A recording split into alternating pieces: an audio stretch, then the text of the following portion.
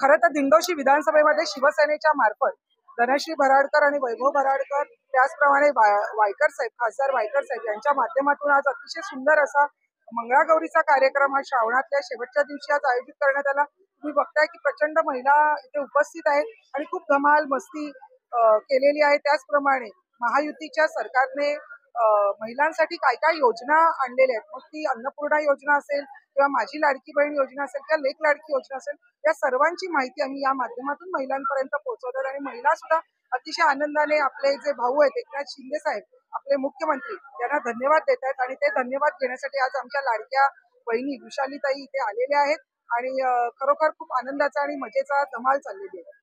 मंगळागौरी कार्यक्रम हा एक सांस्कृतिक महाराष्ट्राचा कार्यक्रम आहे. त्याच्यामध्ये आजचा दिवस आमच्या गेल्या वर्षी सुद्धा हा आनंदात मोठा साजरा झाला. याही वर्षी विधानसभेतील सर्व महिला पदाधिकारी, सर्व कार्यकर्ते, महिला कार्यकर्ते असतात, या सगळ्या गोष्टी आजचा हा एन्जॉय करतात. म्हणजे एक आनंद असतो. संस्कृतीप्रमाणे देवाची पूजा करून नंतर त्यांचे ते वेगवेगळ्या पद्धतीचे डान्स, सांस्कृतिक डान्स असतात. त्या डान्स त्या सगळ्या आयोजित प्रत्येक वार्डातून महिला पदाधिकारी हा कार्यक्रमाचं आयोजन करतात आणि त्यांना आम्ही सगळ्या पद्धतीने सर्व सहकार्य करतो. आमच्या महिला कार्यकर्त्या आहेत, आमच्या विभागातल्या महिला भगिनी आहेत, त्यांना सहकार्य करणं आमचं काम असते. आणि मंगळागौरीचा हा धार्मिक कार्यक्रम आहे, त्याला आपण किती जास्त लोकांपर्यंत पोहोचवू शकू हा एक आमचा प्रयत्न आहे. एक शब्द आहे की मंगळा आणि गौरी, हे काय वर्ड काय आहे, शब्द काय आहे मंगळा आणि गौरी विषय आहे तो, असं वेगळं काय नाहीये, परंतु तो बोलायला तुमच्या प्रोनाउन्सिएशन मध्ये माझ्या प्रोनाउन्सिएशन मध्ये फरक पडणार. विषय फार सुंदर कार्यक्रम, महिलांचे हा सांस्कृतिक कार्यक्रम, धार्मिक कार्यक्रम आज आयोजित केला.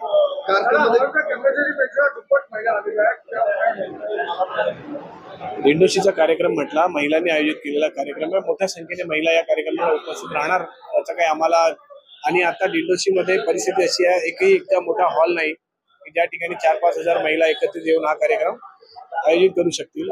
आपला श्यामजी बापूंचा जो हॉल आहे, त्यांच्या ट्रस्टचा जो हॉल आहे, त्याच्यामध्ये सुद्धा 1,500 महिलांची, 1,500 खुर्च्यांची वरती खाली दोन्ही हॉल आपण घेतलेले आहेत.